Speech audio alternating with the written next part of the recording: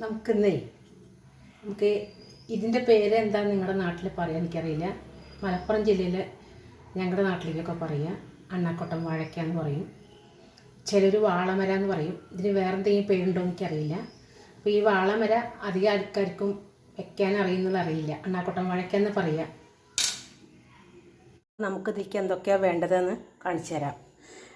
വാളമര അല്ലെങ്കിൽ അണ്ണാക്കൊട്ടൻ വാഴയ്ക്ക നുറുക്കിയത്, ഉപ്പ്, ഉള്ളി, വറ്റൽമുളക്, കടുക്, നാളികേരം, മഞ്ഞൾപ്പൊടി, മുളക് പൊടി, കറിവേപ്പില,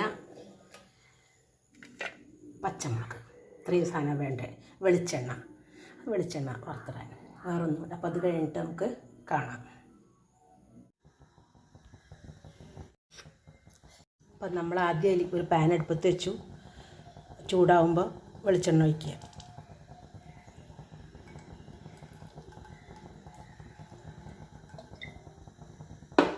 വെളിച്ചെണ്ണ ഒഴിച്ചിട്ട് ചൂടാവുമ്പോൾ കടുകും മുളകൊക്കെ ഇടണം.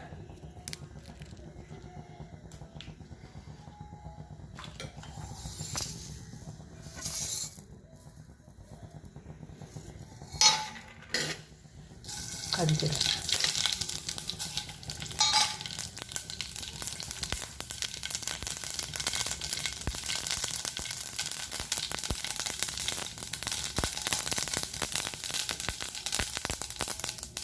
കടുകിട്ട് പൊട്ടുമ്പോൾ മുളകിടുക.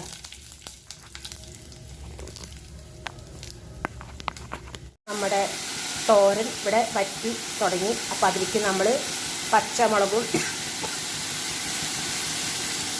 നമ്മളെ തോരൻ റെഡിയായി. അപ്പോൾ നമുക്ക് പാത്രത്തേക്ക് അത് സേവ് ചെയ്യാം.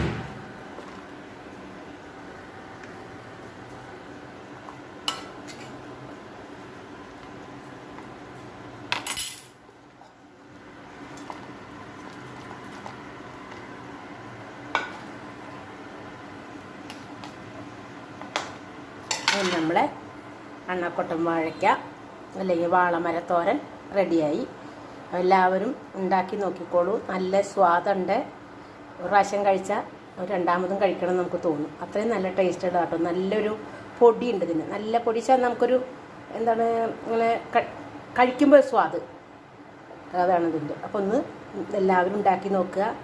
ഇതിൻ്റെ വിത്ത് നമുക്ക് ഞാൻ വരുമ്പോൾ കൊണ്ടുവരാം, ആർക്കെങ്കിലും ആവശ്യമുണ്ടെങ്കിൽ. അല്ലെങ്കിൽ മലപ്പുറം ജില്ലയിലുണ്ട്.